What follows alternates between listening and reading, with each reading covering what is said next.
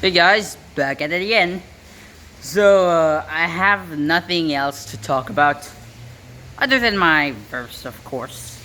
Well, my verse is called the reality verse, but in the past it's called the omniversal adventure, but now it's the reality verse because, well, it sounds cooler, so I'll go with that.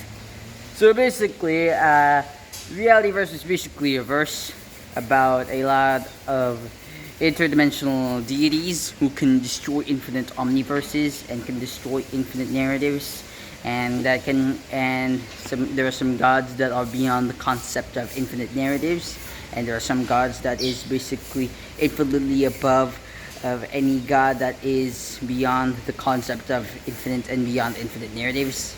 Yeah, that's how my verse works.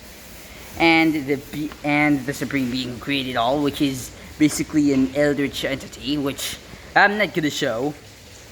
Also, so I'm going to talk about the possible tier of the omniverse, like the omniversal tier. Basically, low omniverse, mid omniverse, high omniverse. So you're probably wondering, you see, versus Battles Wiki hasn't updated their, tiering system, considering that there's only high universal to boundless. Yeah, as if that was enough. You see, the reason why I created beings that can destroy infinite omniverses is that, you see, I realized that an omniverse is not the limits that an omnipotent being can create. Basically, what this means is that a omniverse is a trans-infinite dimensional structure. That's three infinities right there. So I just wanted to simplify of what it is.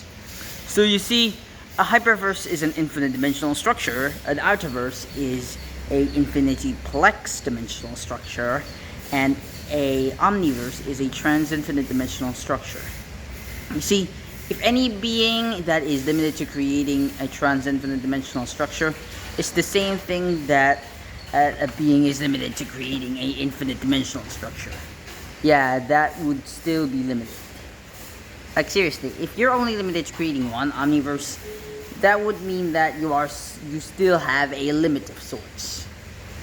That's a considerable limit, I should say. The reason why I come up with this is because I'm inspired by Verse and Dimensions Wiki. Well, yes, there are some websites that has a few criticisms here and there. Overall, some of these cosmological structures in this Verse and Dimensions Wiki is okay. It is fine. So yeah, basically, you see, I discovered that the true God is only limited to the box. I don't know why, so I decided to create beings that are above the what is so called the imaginarium. Basically, the imaginarium is not a realm, a place, or anything, but one of the commenters there says that it should be a mind, like basically a mind of an author level character, like basically true omnipotence. Like it's basically the mind of an author level character.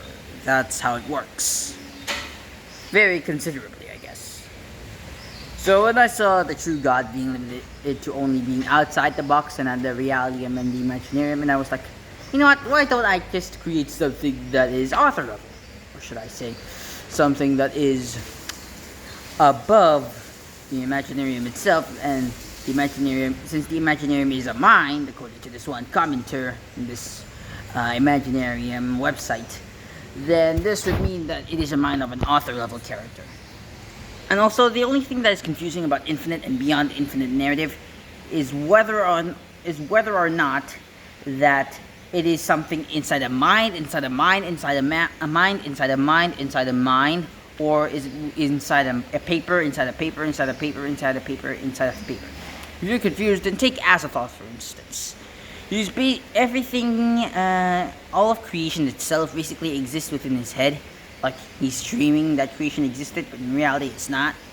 So, like, basically it's like a dream within a dream within a dream within a dream within a dream. Like, if Azathoth basically represents us as the readers, thinking that the Cthulhu mythos never existed, that means that basically viewing the Cthulhu mythos as fiction basically means that infinite narratives would be basically a mind within a mind within a mind within a mind within a mind, or a dream within a dream within a dream within a dream within a dream. Like, are we within a dream of an even higher being, or are we, within a paper within a paper within a paper within a paper? Like, the overvoid in the TC Comics is represented as a paper, according to DC themselves.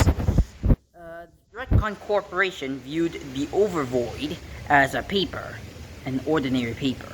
Like, is it a paper within a paper within a paper, or a mind within a mind within a mind, or a dream within a dream within a dream? Well, the dream and the mind are the same thing, considering that a dream is within a mind. So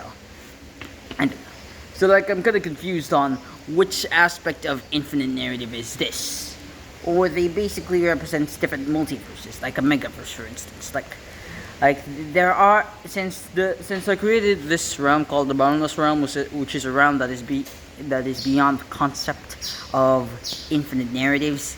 That means that there are infinitely many different infinite and beyond infinite narratives. Some infinite and beyond infinite narratives is like a mind within a mind within a mind within a mind, or another infinite and beyond infinite narrative is something like a paper within a paper within a paper within a paper, and so on and so forth. So it's kind of like that.